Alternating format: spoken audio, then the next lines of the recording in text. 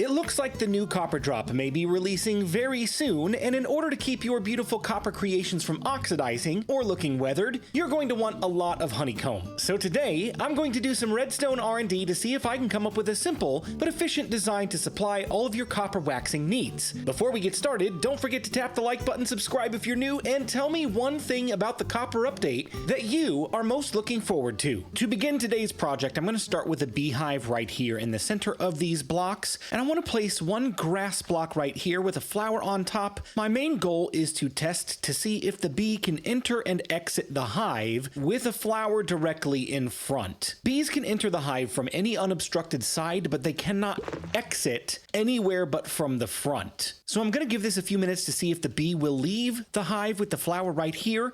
And if it does, this is likely where we're going to put the flower. This might be something you already know or have tested, but it's been years since I've last played with bees. There's so much to do in Minecraft. It does not appear like he's going to come out though. Let's send 2 more bees. They can both pollinate the same flower at the same time. I wonder if the third one can as well. You can only have up to 3 bees in each hive or nest before it's considered full. So if we want any more bees than this, I'm gonna have to add to the farm. So we're gonna start here and see where we get. What if I put another flower over here and another flower over here? What if I break this one? Yep, I don't think they're gonna come out of the hive with a flower sitting right there.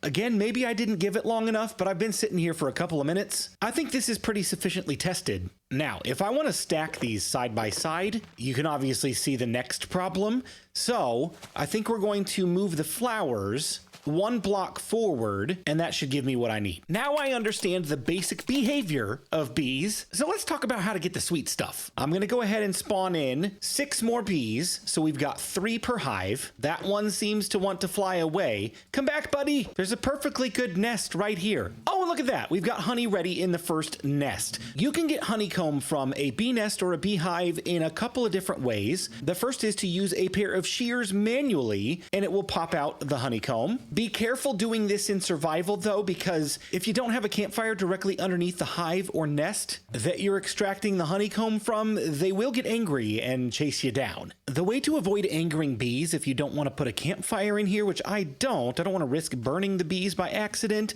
is to put a dispenser with a pair of shears. And what I need to test for this design is where the honeycomb is going to pop out. Will it always come out the front, or can it come out the sides?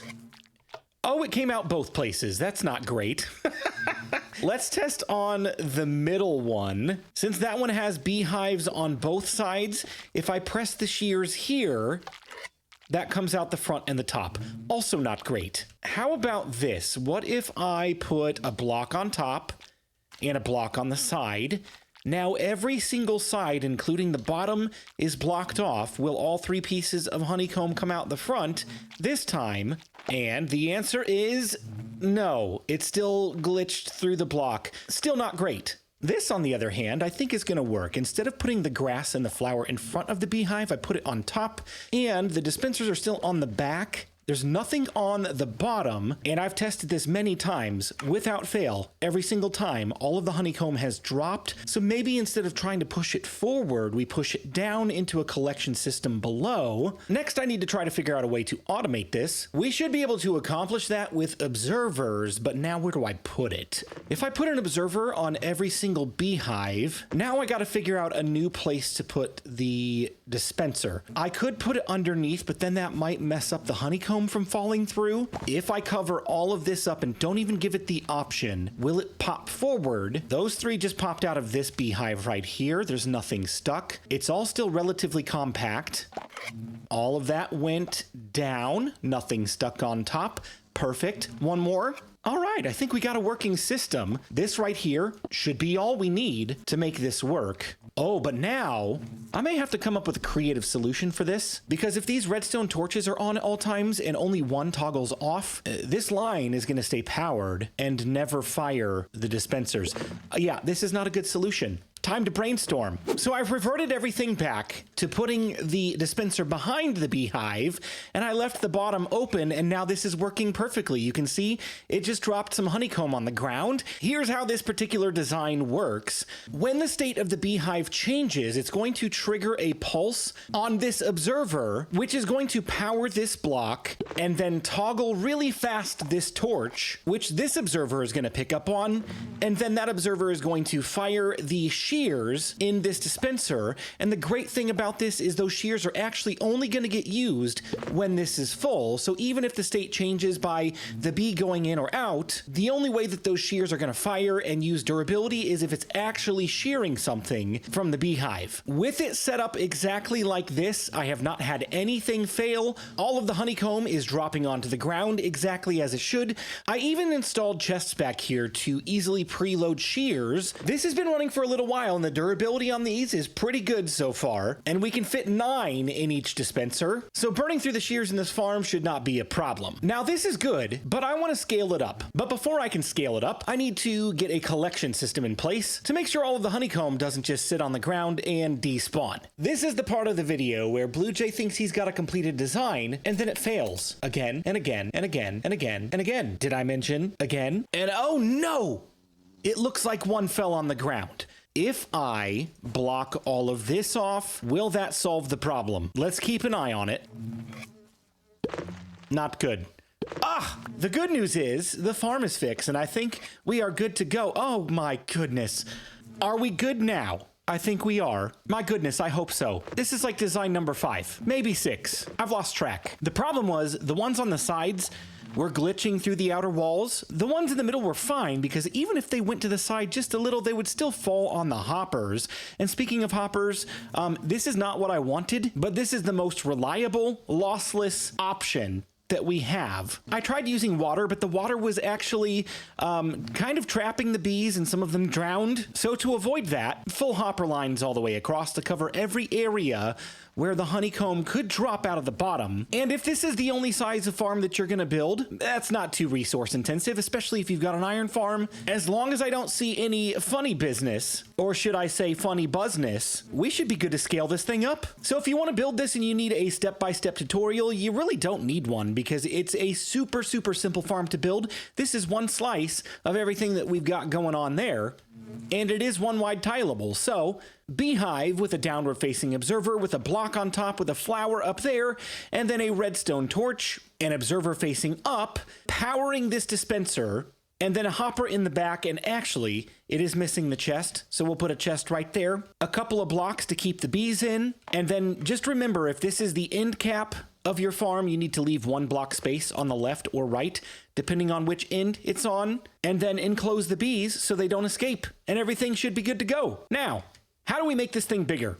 Well, you could start by placing 2 of the farms back to back like this. You should be able to leave a gap in the middle and reorient the chests like this so that it's easy to get to the shears reloaders and troubleshoot any potential redstone issues if any come up. I don't foresee that happening, but so far so good. I'm gonna let 2 of these farms run for about 5 minutes, and I want to see how much honeycomb I get from 2 farms, which are 16 beehives, and see if that's enough to satisfy my needs. Spoiler alert, it's not going to be enough. Exactly 5 minutes later, we have 54 honeycomb, almost a full stack. Depending on how quickly the bees go in and out, some of them are getting stuck a little bit here and there. They're trying to find their way home, but this could be almost potentially 1 stack every 5 minutes, which is 2 stacks every 10 minutes, which is 12 stacks in an hour. 12 stacks an hour for a personal bee farm, especially if this is smack dab in the middle of your base. That's a respectable number. We're not going for respectable. We're going for outrageous. 2 bee farms are great. 8 bee farms get us a lot closer to that outrageous mark. Are we going to get there with this? Everything is going to 1 chest, so we should be able to monitor this pretty easily. I did leave the openings accessible for the shear replacement and some easy ways to get up. Scaffolding. If you're doing this in survival, unless you've got elytra, which again, you probably do at this point if you're doing something this crazy. But hey, wanted to keep that in mind just in case. So, 5 minutes on the timer. How much honeycomb do you think we're going to get? Let me know in the comments. Let's go. Exactly 5 minutes later, running 8 bee farms, we have over 3 stacks. Over 3 stacks of honeycomb. That's 6 stacks every 10 minutes, which would be 36 stacks an hour. It's not enough. We need more. I know what you're thinking. I know what you're thinking. BluJay, you're insane. 8 bee farms on each side, totaling a number of 16 bee farms. It's too much. No, it's probably not enough, but we're gonna give it a go. 5 minutes on the timer, starting, well, as soon as I empty out this chest. Look at it. It's already just flowing. Beautiful. This is what we want. Honeycomb every second of the day. Here we go. 5 minutes on the timer. At exactly 5 minutes, we're at 6.5 stacks. 6.5 stacks. That's 13 stacks every 10 minutes. That's 78 stacks in an hour. That's over a double chest. Not good enough. More. I feel the need to preface this next part with, if you value your friendships and you play on servers, you might want to stop before going this far. Oh, there's the frame drops.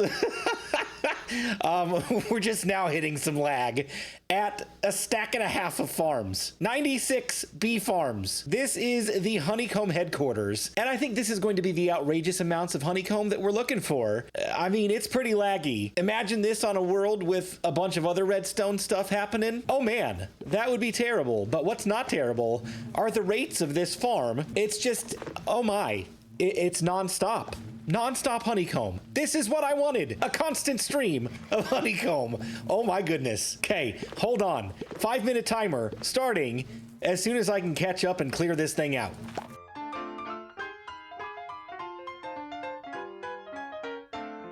I can't believe what I'm seeing right now. It's almost a stack every 10 seconds. 5 minutes is about to hit right now, and we are at 27.5 stacks of honeycomb. That's a full shulker every 5 minutes, 2 shulkers every 10 minutes, 12 shulkers an hour. How many stacks is that? I don't even know. 324 stacks an hour. 324 stacks every hour times 64 items in a stack. That's 20,736 per hour. If I divide that by 60, that's 345 every minute. Divide it by 60 again, almost 6. 6 honeycomb every second. Is it too much? I don't think so, but you tell me. Is this a bee farm you'd build in your world? Maybe not 96 of them, maybe 1 or 2. If you keep it small scale, it's honestly not too resource intensive, and it's gonna get you probably all the honeycomb you're gonna need for the copper drop. But if you wanna go for outrageous, you know what to do. I appreciate you so much. Thank you so much for watching this video. If you enjoyed it, be sure to let me know. And I'm gonna go ahead and get out of here before my computer catches on fire. Hey, we'll see you in the next one.